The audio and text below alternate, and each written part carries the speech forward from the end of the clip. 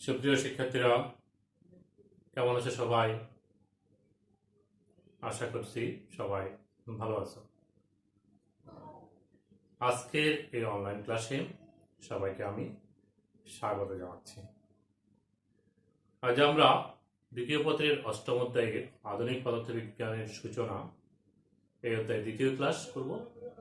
এই ক্লাসের প্রথম আলোচনা থাকবে আমাদের ক্যালোরি রূপান্তর এবং লরেন্জ রূপান্তর। এরপরে আপেক্ষিক তত্ত্ব প্রয়োগ করব আমরা এই রূপান্তর বিধি অনুসারে। কাল দীর্ঘায়ন, দৈর্ঘ্য সংকোচন, ভরের আপেক্ষিকতা, এই সমস্ত বিষয়। প্রথম আলোচনা আসুক আজকে গ্যালির রূপান্তর কি। পরস্পরের সাপেক্ষে ধ্রুববেগে গতিশীল দুটি কাঠামোর স্থানাঙ্ক ব্যবস্থার মাঝে পারস্পরিক যে সম্পর্ক নির্দিষ্ট সমীকরণগুলো আমরা পাই তাদেরকে বলা হয় গ্যালিলি রূপান্তর সমীকরণ। এগুলো নিউটনিয়ান সূত্র উপর প্রতিষ্ঠিত। আমরা এখানে দুটো কাঠামো দেখতেছি, একটা হচ্ছে কি এস কাঠামো আর একটা এস প্রাইম কাঠামো। এই দুটো কাঠামোর স্থানাঙ্ক যথাক্রমে এক্স ওয়াই জেড এবং এক্স প্রাইম ওয়াই প্রাইম এবং জেড প্রাইম। এই দুই কাঠামোতে পরিমাপকৃত রাশি এক কাঠামোতে পরিমাপকৃত রাশি অন্য কাঠামোতে কেমন হবে সেটি জানার জন্য আসলে এই স্থানাঙ্কগুলোর মাঝে সম্পর্ক নির্দিষ্ট সমীকরণটি আমাদের জানা প্রয়োজন। তো নিউটনের সূত্রের উপর প্রতিষ্ঠিত যে সমীকরণগুলো সেগুলোকে আমরা বলতেছি সেগুলো হচ্ছে গ্যালিলি রূপান্তর সমীকরণ। তা আমরা আলোচনা শুরু করি। ধরা যাক এস এবং এস প্রাইম দুটি প্রসঙ্গ কাঠামো। এস প্রাইম কাঠামোটি এস এর সাপেক্ষে ভি ধ্রুববেগে এক্স অক্ষ বরাবর গতিশীল। এস প্রাইম কাঠামোটি এস এর সাপেক্ষে ভি ধ্রুববেগে এক্স অক্ষ বরাবর গতিশীল। আমরা ধরলাম এটা হচ্ছে স্থির কাঠামো, এটি সমবেগে যাচ্ছে এক্স অক্ষ বরাবর। এখন একটি ঘটনা সংঘটিত হচ্ছে। মনে করলাম একটি বস্তুকণা গতি আমরা পর্যবেক্ষণ করতেছি। সে আমরা মনে করলাম ক্রিকেট মাঠে ব্যাটসম্যান বল দিয়ে আঘাত করলো, ক্রিকেট বলকে ব্যাট দিয়ে আঘাত করলো বলকে, তাহলে বলটা কোথায় যাবে? সামনের দিকে যাবে না। এখন তার গতি পর্যবেক্ষণ করলাম, কোথায় গিয়ে পৌঁছালো। এই যে আমরা বস্তুকণার গতি হিসাব করতেছি, গতির সময় গণনা আছে না, শুরু হচ্ছে না, এই শুরুতে দুটো কাঠামো অবস্থা একসাথে ছিল। ধরো তুমি খেলার মাঠের পাশে যে রাস্তা, সেই রাস্তায় তুমি বসে আছো, আরেকজন গাড়িতে করে গতিশীল অবস্থায় যাচ্ছে, সেই গাড়িটা ধ্রুব বেগে গতিশীল। তাহলে আমি বলবো এগুলো হচ্ছে কি জড় প্রসঙ্গ কাঠামো। স্থির বা সমবেগে গতিশীল কাঠামোকে জড় প্রসঙ্গ কাঠামো বলা। আপেক্ষিকতার আলোচনায় এই দুটি খুব গুরুত্বপূর্ণ বিষয়। জড় প্রসঙ্গ কাঠামো সেই কাঠামোর স্থানাঙ্কগুলোর মাঝে সম্পর্ক নির্দেশ করতেছি। আমরা বলছিলাম কি ব্যাট দিয়ে বলকে আঘাত করা হলো, বলটা যাবে, আঘাত করবে যখন সেই সময়ে সময় গণনার শুরুতে দুই কাঠামো একসাথে ছিল, অর্থাৎ যে স্থির অবস্থায় দাঁড়িয়ে আছে রাস্তায় সে এবং যে গাড়িতে আছে সেই গাড়িটাও একসাথে ছিল। সময় গণনার শুরু সাথে সাথে গাড়িটাও যাচ্ছে, গতিশীল আছে, আর ওই ক্রিকেট বলটির সামনের দিকে যাচ্ছে, বস্তু কমে যাচ্ছে। এখন এই স্থির কাঠামোতে যে পর্যবেক্ষক আছে সে পরিমাপ করলো যে কি গাড়িটা পি বিন্দু দিকে গেল। তাহলে এক্স অক্ষ বরাবর স্থির কাঠামোর পর্যবেক্ষক দেখলো যে ওই বলটি পি বিন্দুতে গেল। সেই সময় গাড়িটা এখানে চলে গেল। যেই সময়ে বলটা এখানে গেল ততক্ষণ গাড়িটা তো গতিশীল, গাড়িটা এখানে এই অবস্থানে গেল। তাহলে গাড়িটা ওই টি সময় যদি ওখানে পি বিন্দুর অবস্থান হয়, গাড়িটা টি সময় ভিটি দূরত্ব যাবে, যেহেতু তার বেগ হচ্ছে ভিটি। ওই বস্তু কোন এখানে গেল, তাহলে এই কাঠামো থেকে পরিমাপ করা হলো তার সরণ এক্স ইকুয়াল টু হচ্ছে অধিকাংশ দূরত্ব হচ্ছে এক্স, পি বিন্দুর দূরত্ব। এই পর্যবেক্ষক মাপলো যে স্থির কাঠামোতে আছে, সে পরিমাপ করলো ওই বস্তু কণার অবস্থান কত দূরে, এক্স দূরত্বে। আর যে গতিশীল কাঠামোতে আছে সেই গতিশীল কাঠামোতে সময় সাপেক্ষে সামনের দিকে অগ্রসরমান, তাহলে সে পরিমাপ করলো তার অবস্থান থেকে এক্স প্রাইম। এটি হচ্ছে এক্স প্রাইম। সে তার অবস্থান থেকে মাপবে না? হ্যাঁ, অবশ্যই। তাহলে আমরা কি দেখতে পাচ্ছি এক্স প্রাইম সমান হচ্ছে এক্স মাইনাস ভিটি। আমরা কি এই তথ্য আলোচনা দেখতে পাচ্ছি না? পাচ্ছি তো। এই হচ্ছে এক্স, একা এক্স প্রাইম, তাহলে এই এক্স প্রাইম এক্স থেকে ভিটি বাদ দিলেই তো এক্স প্রাইম হয়। এই যে সমীকরণ দুটো পেলাম পাশে, এইটাই হচ্ছে কি রূপান্তর সমীকরণ। এক্স অক্ষ বরাবর রূপান্তর যেটি সেটি। ওয়াই অক্ষ বরাবর যে রূপান্তর হচ্ছে এখানে হচ্ছে না, জেড অক্ষ বরাবরও রূপান্তর হচ্ছে না, কারণ বস্তু কণাটি এক্স অক্ষ বরাবর গতিশীল এবং আমরা ধরতেছি ওই গতিশীল কাঠামো এক্স অক্ষ বরাবর ভিবে করছে। সুতরাং ওয়াই এবং জেড অক্ষ বরাবর কোনো ধরনের পরিবর্তন নাই। সময়টা কেমন হবে? নিউটনের রূপান্তর অনুযায়ী চিরায়ত পদার্থের মধ্যে সময় কখনো পরিবর্তনশীল হয় না, সুতরাং আমরা বলবো সময়টাও পরিবর্তন হচ্ছে না। এই তিনটা সমীকরণ, চারটা সমীকরণ আমরা এখানে দেখালাম স্থানাঙ্ক এবং টাইমের জন্য, স্পেস এন্ড টাইম কোঅর্ডিনেটের জন্য। এই সমীকরণগুলোই হচ্ছে গ্যালিলিওর রূপান্তর সমীকরণ।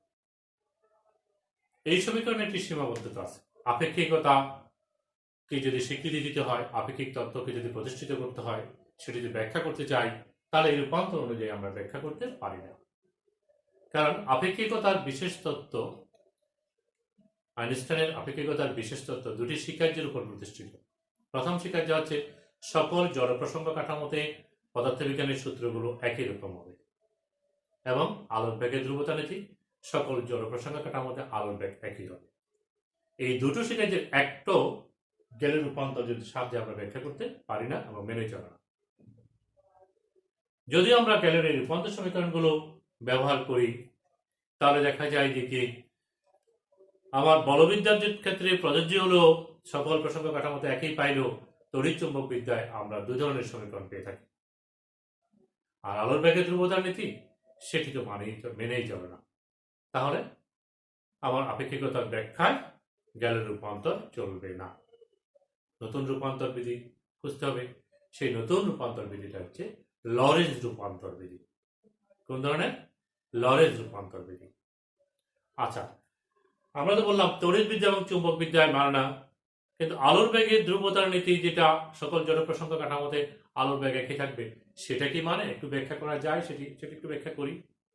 তাহলে এই সমীকরণ অনুসারে আমরা বেগ বের করতে পারবো। এই কাঠামোতে যদি আমরা বলি এক্স অক্ষ বরাবর বেগ ভি এক্স হবে, আর এখানে এক্স অক্ষ বরাবর বেগটাকে আমরা ভি এক্স প্রাইম বলবো।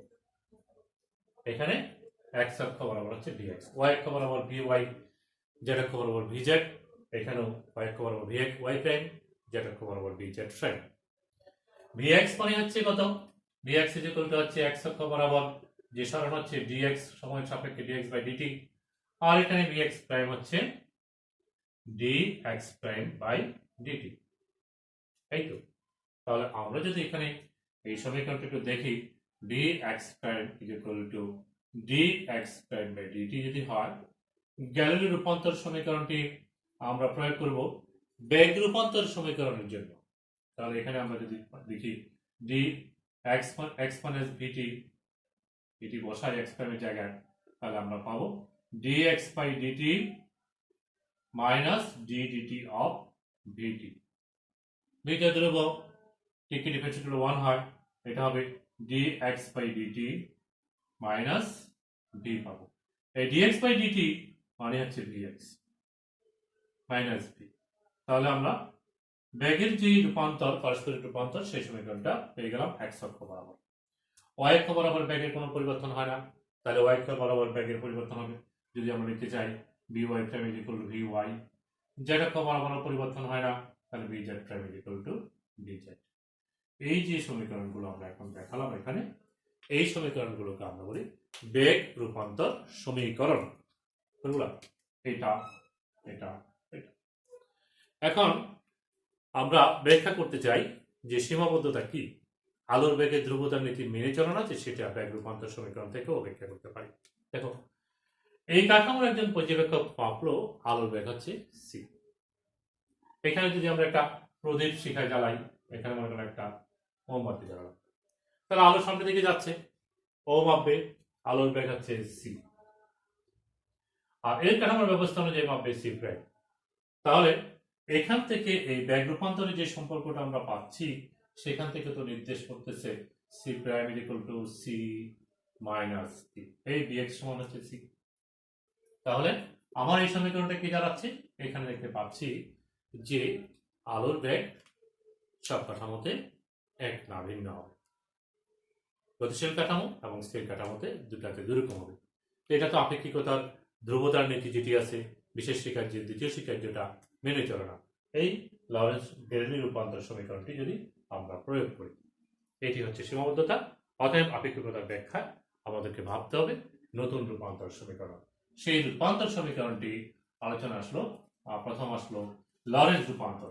লরেন্স রূপান্তর বিধি থেকে আমরা সেটা পেতে পারি। লরেন্স রূপান্তর বিধিটা কি? লরেন্স রূপান্তর বিধি হচ্ছে আপেক্ষিকতার বিশেষ তত্ত্বের প্রতি স্বীকৃতি দিয়ে এবং সময়কে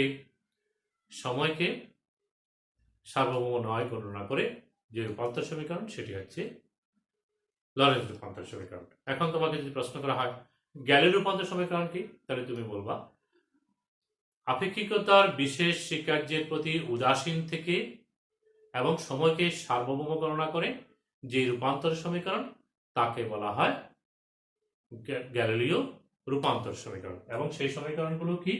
x prime is equal to x minus vt, y prime is equal to y, z prime is equal to z, t prime is equal to t। এই হচ্ছে গ্যালিলীয় রূপান্তর সমীকরণ। কিন্তু এই সমীকরণের সীমাবদ্ধতার জন্য আমাদের আরেকটি রূপান্তর সমীকরণ কথা বলছি, সেটি হচ্ছে লরেন্স রূপান্তর সমীকরণ। সেটি হচ্ছে আপেক্ষিকতার বিশেষ তত্ত্বের প্রতি স্বীকৃতি দিয়ে উদাসীন না থেকে এবং সময়কে সার্বভৌম নয় বলে বিবেচনা করে যে রূপান্তর সমীকরণ, তার নাম হচ্ছে লরেন্স রূপান্তর সমীকরণ, যার সাহায্যে আপেক্ষিকতা ব্যাখ্যা করতে আমরা পারি। তাহলে সেটা কি? সেখানে এই রূপান্তর সমীকরণ যেটি লরেন্স রূপান্তর সমীকরণ, সেটিকে এখানে ব্যবহার করা হয়েছে। কিভাবে? লরেন্স রূপান্তর সমীকরণ গ্যালির রূপান্তর সমীকরণকে ব্যবহার করা হয়েছে কিভাবে?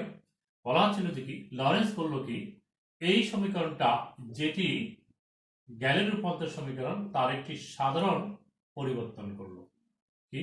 এখানে একটি রূপান্তর করলো যে এখানে একটি সমানুপাতিক ধ্রুবক আসবে, কে আসবে, এবং ব্যাখ্যা করে দেখালো এই কে এর মানটা হচ্ছে 1/√1 minus v square by c square, যেখানে বিটা হচ্ছে গতিশীল কাঠামো বেগ আর সিটা হচ্ছে আলোর বেগ। তাহলে এই লরেন্স রূপান্তর বিধিটা দাঁড়ায় x prime is equal to x minus vt, y prime is equal to y, z prime is equal to z, এবং t এরটাও একইভাবে ব্যাখ্যা করা যায়, t prime is equal to t minus vx by c square divided by √1 minus v square by c square. এই সমীকরণগুলোকে বলা হয় লরেন্স রূপান্তর বিধি। লরেন্স রূপান্তর বিধি। তাহলে আমরা এই গতিশীল কাঠামোর পরিমাপটা কেমন হবে স্থির কাঠামোর সাপেক্ষে, সেটি আমরা এখান থেকে পেতে পারি। এখানে একটা বিষয় লিখে v square by c square, এটা হবে লেখা হয়। এটি হচ্ছে কি লরেন্স রূপান্তর বিধি, অর্থাৎ গতিশীল কাঠামোতে পরিমাপটা কেমন হবে, স্থির কাঠামোতে যাবে। এখন যদি বলি যে না, আমি গতিশীল কাঠামোর পরিমাপটা জানি, স্থির কাঠামোতে কেমন হবে, তাহলে যে রূপান্তর বিধিটা আসবে সেখানে এই লরেন্স রূপান্তর বিধির সাথে ভি এর জায়গায় মাইনাস ভি বসবে। যেহেতু এক্স অক্ষ বরাবর এটা ভি বেগ গতিশীল, স্থির বেগ গতিশীল, তখন আমরা এক্স প্রাইম পেলাম। তখন এটা থেকে যখন এটা বের করবো তখন আমার ভি এর মানটা এদিকে আসবে, আপেক্ষিক বেগ হবে, ভি এর মানটা নেগেটিভ চিহ্ন আসবে। তাহলে সেই ক্ষেত্রে আমার এই সমীকরণটা দাঁড়াবে x is equal to x prime plus হবে ভি এর জায়গায় মাইনাস ভি, অর্থাৎ minus plus v t prime divided by √1 minus v square by c square. y is equal to y prime, z is equal to z prime, t is equal to t prime plus v x prime by c square divided by √1 minus v square by c square। এই সমীকরণগুলোকে আমরা বলে থাকি Lawrence বিপরীত রূপান্তর বিধি। তাহলে এটি হচ্ছে লরেন্স রূপান্তর বিধি। একটু খেয়াল করো, জাস্ট এখানে ভি এর জায়গায় মাইনাস ভি, তাহলে প্লাস এগুলো টি এর জায়গায় যেহেতু এটা আবার ওই কাঠামোতে পরিমাপ কত সেটা ভাবতেছি, তাহলে সেটি হবে এখানে টি প্রাইম হবে। টাইমটা একেবারে আমরা দেখালাম, ওয়াই এবং জেড অক্ষের দিকে পরিবর্তন নাই বলে একই রকম থেকে গেল। তাহলে আমরা দুটো রূপান্তর বিধির কথা বললাম। একটা হচ্ছে গ্যালিলিও রূপান্তর বিধি, যেটি হচ্ছে এটাকে নিউটনের রূপান্তর বিধিও বলে থাকি, যেই বিধি অনুযায়ী আমরা আপেক্ষিকতা ব্যাখ্যা করতে পারি না। আর এটি হচ্ছে লরেন্স রূপান্তর বিধি, যার সাহায্যে আমরা আপেক্ষিকতা ব্যাখ্যা করতে পারি। আর এটি হচ্ছে লরেন্স বিপরীত রূপান্তর বিধি। এই দুটার যে কোনো একটাই আমরা প্রয়োগ করে থাকি। তাহলে এটুকু কি জানলাম যে রূপান্তর বিধিগুলো কি? রূপান্তর বিধি হচ্ছে দুটি পরস্পরের সাপেক্ষে ধ্রুববেগে গতিশীল দুটি প্রসঙ্গ কাঠামো অর্থাৎ জড় প্রসঙ্গ কাঠামোর স্থানাঙ্কগুলোর মাঝে সম্পর্ক নির্দেশিত কতিপয় সমীকরণ, যাদেরকে আমরা বলি রূপান্তর বিধি। আর দুই ধরনের রূপান্তর বিধি আছে। একটি নিউটনিয়ান বলবিদ্যার উপর প্রতিষ্ঠিত চিরায়ত পদার্থবিজ্ঞানের মতে, সেটি হচ্ছে গ্যালিলিও রূপান্তর বিধি, যেটি আমরা এখানে দেখালাম। আর একটা হচ্ছে লরেন্স রূপান্তর বিধি, যেটি আপেক্ষিকতাকে স্বীকৃতি দিয়ে এবং সময়কে পরিবর্তনশীল ধরে প্রতিষ্ঠিত, সেটি হচ্ছে লরেন্স রূপান্তর বিধি। সাথে সাথে আমরা বিপরীত লরেন্স রূপান্তর বিধিটিও প্রয়োজনের জন্য আমরা শিখলাম। তো এটির একটা প্রয়োগ করি আমরা আপেক্ষিকতার ক্ষেত্রে। আমরা বলছিলাম যে কি চিরায়ত পদার্থবিজ্ঞানের মতে স্থান, কাল, জড় এগুলি হচ্ছে কি ধ্রুব রাশি, এগুলো পরিবর্তন হয় না। কিন্তু আইনস্টাইনের মতে এগুলো পরিবর্তনশীল। স্থান পরিবর্তনশীল, অর্থাৎ কোনো বস্তুর দৈর্ঘ্য, স্থান বলতে দৈর্ঘ্য এখন বোঝাচ্ছি, যদি পরিমাপ করতে চাও সেটি দুইজন পর্যবেক্ষকের কাছে দুই রকম হবে।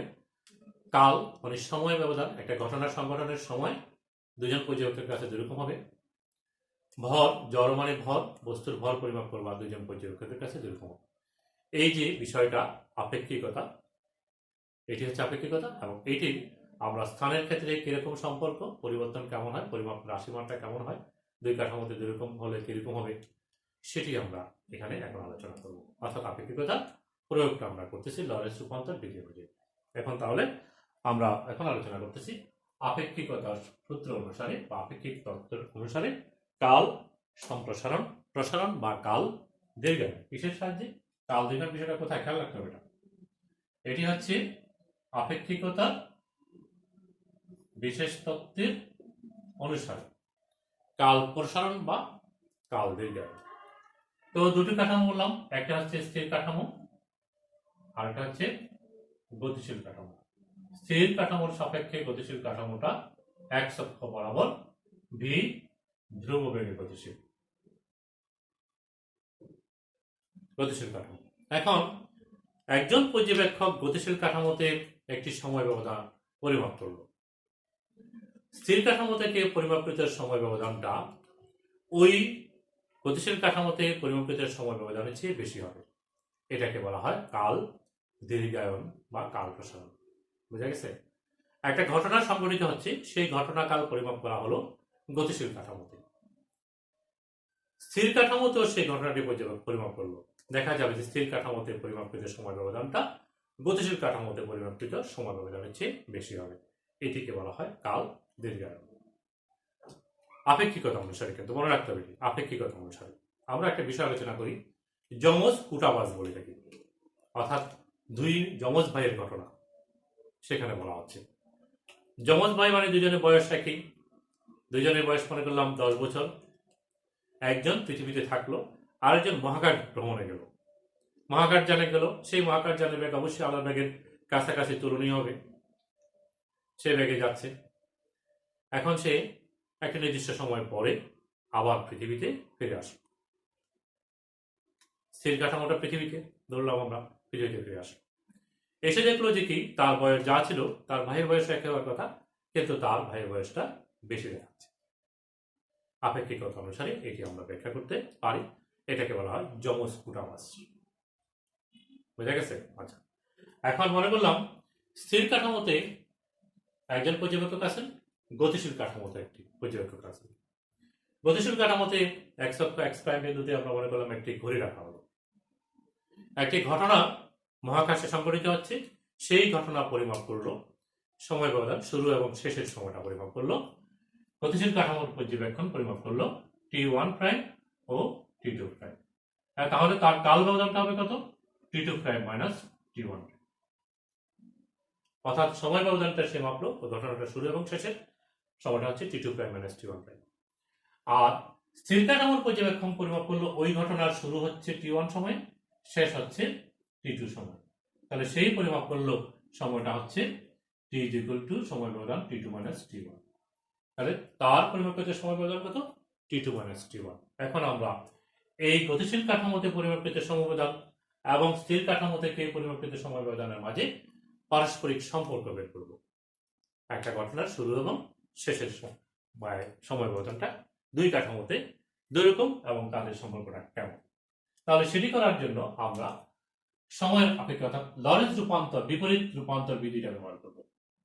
t2 is equal to হচ্ছে t2 prime plus vx prime by c square divided by root 1 minus b square by c square. t1 prime সমান হবে t1 prime plus vx prime by c square divided by root 1 minus b square by c square. এই দুটো সমীকরণ আমরা লিখতে পারি। একটু আগে আমাদের আলোচনা ছিল t এর বা সময়ের পরিবর্তনটা কেমন হচ্ছে, দুই কাঠামোর পারস্পরিক সম্পর্কটা কি, সেটি আমরা করলাম। সেইখানে বিপরীত লরেন্স রূপান্তর বিধি অনুযায়ী আমরা দুটো বিষয় দেখলাম। এই একটা সমীকরণ দুটো টাইমের জন্য লিখলাম। তাহলে এখানে সেটি আমরা প্রয়োগ করি। t2 prime plus vx prime by c square divided by root 1 minus v square by c square minus t1 prime plus vx prime by c square divided by root 1 minus v square by c square.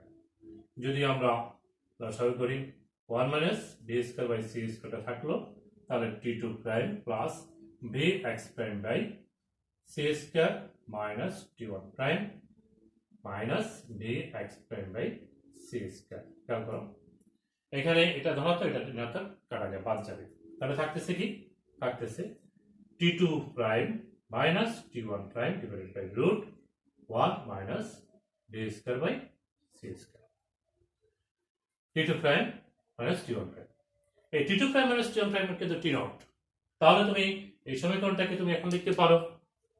এই সমীকরণটা আমরা এখানে যেটা calculate করে আনলাম সেটাকে আমরা লিখতে পারি t is equal to হচ্ছে t nought divided by root 1 minus b square by c square. অর্থাৎ আবার স্থির কাঠামোতে পরিমাপকৃত সময় ব্যবধানটা গতিশীল কাঠামোতে পরিমাপকৃত সময় ব্যবধানের তুলনায় 1 by root over 1 minus b square by c square গুণ বেশি হবে। এটি হচ্ছে কাল দীর্ঘায়ন। অর্থাৎ স্থির কাঠামোতে পরিমাপকৃত সময় ব্যবধানটা গতিশীল কাঠামোতে পরিমাপকৃত সময় ব্যবধানের তুলনায় বেশি হবে। আমরা এটাকে বলে থাকি, তাত্ত্বিকভাবে বলে থাকি, গতিশীল কাঠামোর ঘড়ি ধীরেই চলে। গতিশীল কাঠামোর ঘড়ি ধীরে চলে, এই কথাটাও আমরা ব্যাখ্যা করতে পারি। বুঝা গেছে? আচ্ছা, এই হচ্ছে কি আমাদের আপেক্ষিকতার বিষয় এবং আমরা একটি প্রয়োগ করলাম, সেটি হচ্ছে কাল দীর্ঘায়ন। আচ্ছা, আপেক্ষিকতার বিষয়টা কিন্তু প্রযোজ্য হয় কখন? যখন বস্তু কণার গতি অর্থাৎ ওই গতিশীল কাঠামো যেটা আমরা বললাম সেটি যদি আলোর বেগের তুলনায় তুলনীয় হয়। না হলে এই তোমার চিরায়ত বলবিজ্ঞান আর আপেক্ষিক তত্ত্ব দুটো একই হয়ে যায়, দুটোতে পরিমাপ একই হয়ে যায়। যেমন এখানে ভি এবং সি যদি খেয়াল করি, এটা হচ্ছে v by c. V is power less than zero. আমরা জানি ভি এর মানটা অনেক কম। কোনো বস্তুর বেগ আমরা শব্দের বেগের কাছাকাছি কখনো নিতে পারি না, আমরা মহাকাশযান তৈরি করতে পারি না এরকম। তাহলে আলোর বেগ হচ্ছে কি 3 × 10⁸ মিটার পার সেকেন্ড, শব্দের বেগ হচ্ছে 330 মিটার পার সেকেন্ড। কোথায় পার্থক্য? তাহলে v is power less than c. তাহলে এই মানটা তো ভি বাই সি, এই মানটা তো প্রায় শূন্যের সমান। তাহলে তো আমার এই সমীকরণটা দাঁড়াচ্ছে t = t নট, অর্থাৎ সব জায়গায় পরিমাপ একই হবে। তাহলে সময়টা সার্বভৌম। তার মানে এটি হচ্ছে কি চিরায়ত পদার্থবিজ্ঞানের কথা। অর্থাৎ যখন বস্তু কণার বেগ আলোর বেগের সাথে তুলনীয় হবে তখনই আপেক্ষিক তত্ত্ব খাটবে। তার মানে চিরায়ত পদার্থবিজ্ঞান আমরা যেটি বলে থাকি সেটিও ঠিক আছে, সেখানেও কিন্তু আমার প্রযোজ্য হবে। অর্থাৎ পদার্থবিজ্ঞানকে আমরা দুটো ধারায় ভাগ করতে পারি, একটা হচ্ছে চিরায়ত পদার্থবিজ্ঞান আর একটা হচ্ছে আধুনিক পদার্থবিজ্ঞান, যেটা আমরা কোয়ান্টাম মেকানিক্স বলি। অর্থাৎ ক্ষুদ্রাতি ক্ষুদ্র জগতে, ক্ষুদ্র জগতে, আণুবীক্ষণিক জগতে প্রযোজ্য হয়, যেখানে আমরা ইলেকট্রন, প্রোটন এরকম কিংবা এরকম বস্তু কণার গ্রহণ করতে যারা আলোর বেগের তুলনায় কাছাকাছি বেগে গতিশীল আছে তাদের ক্ষেত্রে আমরা প্রয়োগ করে থাকি। সেটি হচ্ছে কি আপেক্ষিক তত্ত্ব সেখানে প্রযোজ্য হবে। তাহলে চিরায়ত পদার্থবিজ্ঞান প্রযোজ্য হচ্ছে তখন যখন তোমার বৃহৎ জগতে, ম্যাক্রোতে ব্যবহার করি আমরা, বলি ম্যাক্রো এবং মাইক্রো। মাইক্রোস্কোপিক জগতে, আণুবীক্ষণিক জগতে যে সমস্ত হিসাব নিকাশ করতে হয় পদার্থবিজ্ঞানের, সেই সমস্ত জায়গায় আমাদের আপেক্ষিক তত্ত্বের প্রতি খেয়াল রাখতে হবে। আর যেখানে আমরা বৃহৎ জগৎ যেটি বলছি, আমাদের এই চাক্ষুষ জগতে আমরা যা দেখি, আমাদের বাস্তব জীবনে যেটা আমাদের দৃশ্যমান হয়, সেখানে কিন্তু আমরা চিরায়ত পদার্থবিজ্ঞানই ব্যবহার করে থাকি। তাহলে আমরা বলছিলাম প্রথমে যে আপেক্ষিকতা অনুসারে আমরা কাল দীর্ঘায়ন বা কাল প্রসারণ আলোচনা করতেছি, এটি আমাদের মাথায় রাখতে হবে। তাহলে যমজ কূটাবাসের কথা যে বললাম, যমজ দুই ভাইতে ভিন্ন হয়, সেটি তখন সম্ভব হয় যখন ওই মহাকাশযানটি আলোর বেগে গতিশীল থাকতে হবে, তখন এটি প্রযোজ্য হবে। এবার আসো আমরা আরেকটা বিষয় আলোচনা করব, সেটি হচ্ছে কি দৈর্ঘ্য সংকোচন। আজকে আমরা আপেক্ষিকতার দুটো বিষয় আলোচনা করব, একটি হচ্ছে কি কাল দীর্ঘায়ন, আর একটা হচ্ছে কি দৈর্ঘ্য সংকোচন। আমরা কাল দীর্ঘায়নটা আমরা করে থাকি। এবার আসো আবার বলছি, এবার আমরা কি করতেছি, দৈর্ঘ্য সংকোচন করতেছি। এটাকে লরেন্টজ ফিটজেরাল্ড কন্ট্রাকশন বলা হয়, সংকোচন, এটি আমরা বাংলায় বলে থাকি। মনে করলাম একটি বস্তুকণা আমরা দৈর্ঘ্য মাপবো, তো বস্তুকণা তো এটা কণা আকৃতি বলি, তাহলে আমরা একটা দণ্ড নিই। হ্যাঁ, তাহলে একটা দণ্ড আমরা কোথায় রাখলাম, এই কাঠামোতে রাখলাম। এই হচ্ছে একটা দণ্ড, এবি একটি দণ্ড। এই দণ্ডের দৈর্ঘ্য মাপবো আমরা দুই কাঠামোতে, কেমন হবে সেটি আমরা দেখবো, পর্যবেক্ষণ করবো। এখন এই কাঠামোর যে পর্যবেক্ষক আছেন, স্থির কাঠামোর যে পর্যবেক্ষক, এটা তো আমরা বলতে জানি, এটা স্থির কাঠামো, এটা গতিশীল কাঠামো, পরস্পরের সাপেক্ষে ধ্রুববেগী গতিশীল কাঠামো, তাই জড় প্রসঙ্গ কাঠামো। এখন স্থির কাঠামোর পর্যবেক্ষক পরিমাপ করলেন, এই স্থানাঙ্কটা হচ্ছে x1, এই পাশের স্থানাঙ্ক হচ্ছে x2। তাহলে স্থির কাঠামোর পর্যবেক্ষকের হিসাব অনুযায়ী এই দণ্ডের দৈর্ঘ্য L0 হবে x2 - x1। আর গতিশীল কাঠামোর পর্যবেক্ষক পরিমাপ করবেন এই দণ্ডের দৈর্ঘ্য, এই প্রান্ত হচ্ছে x1' আর এই প্রান্ত হচ্ছে x2'। তাহলে তার হিসাব মতে দৈর্ঘ্য হবে x2' - x1'। দণ্ড যখন পরিমাপ করব তখন দুই প্রান্তের দৈর্ঘ্য স্থানাঙ্ক মাপতে হবে না? হ্যাঁ, তারপর সেখান থেকে স্থানাঙ্ক দুটার মান বিয়োগ করলে যে আমরা দৈর্ঘ্য পাবো। তো স্থির কাঠামোতে যে আছে সেই পরিমাপ করলো কি, সেই পরিমাপ করলো যে কি এই প্রান্ত হচ্ছে x1 আর এই প্রান্ত হচ্ছে x2।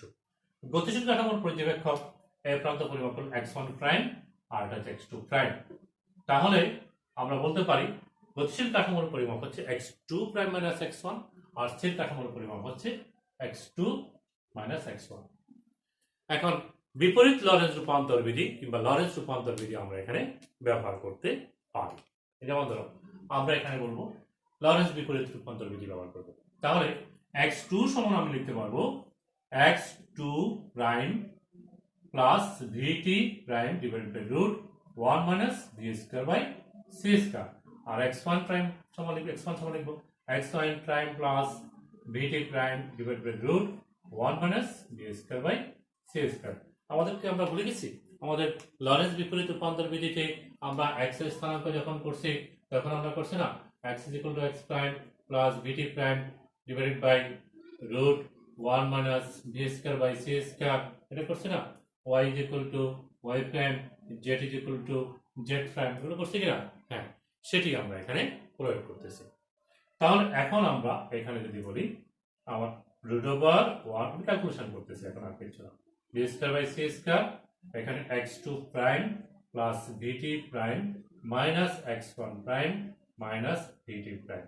তাহলে এই একটা প্লাস একটা প্লাস কাটা যাবে, থাকবে কি, থাকবে আমার x2' minus x1' √1 minus v²/c²।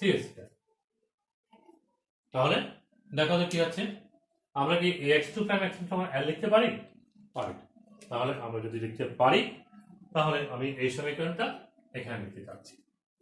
l = কি হচ্ছে, l হচ্ছে x2' - x1' সমান l0 l ডিভাইডেড বাই √, এটা l সমান ছিল 1 মাইনাস v²/c²।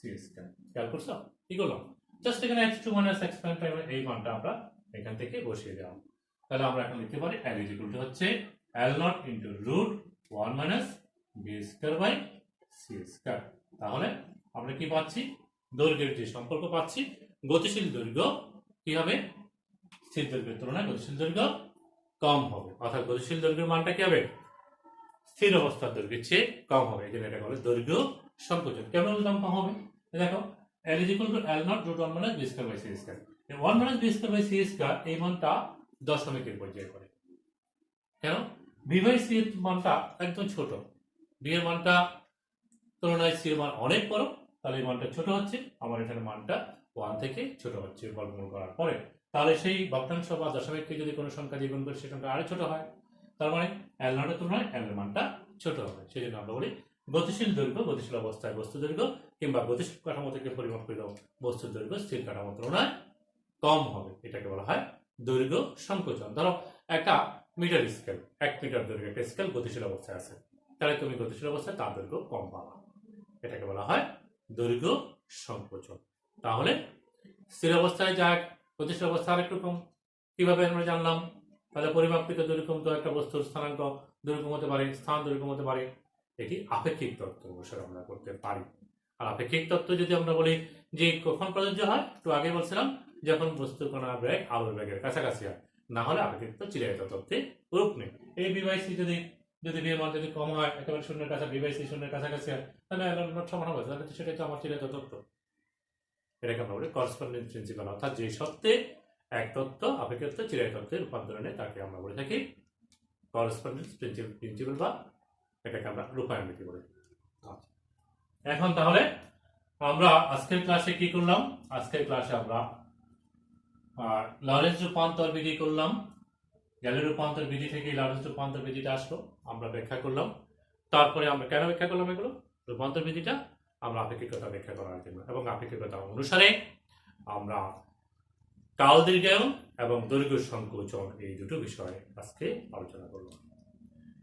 তো অনেকক্ষণ তোমরা সঙ্গে ছিলা, এতক্ষণ ধরে এই সঙ্গে থাকার জন্য সবাইকে আবারও ধন্যবাদ জানিয়ে এবং এই প্যান্ডেমিক অবস্থায় সবার সুস্বাস্থ্য কামনা করে মহান রাব্বুল আলামিনের কাছে, আল্লাহ পাকের কাছে সবার জন্য প্রার্থনা করে আজকের ক্লাসে এখানেই সমাপ্তি ঘোষণা করছি।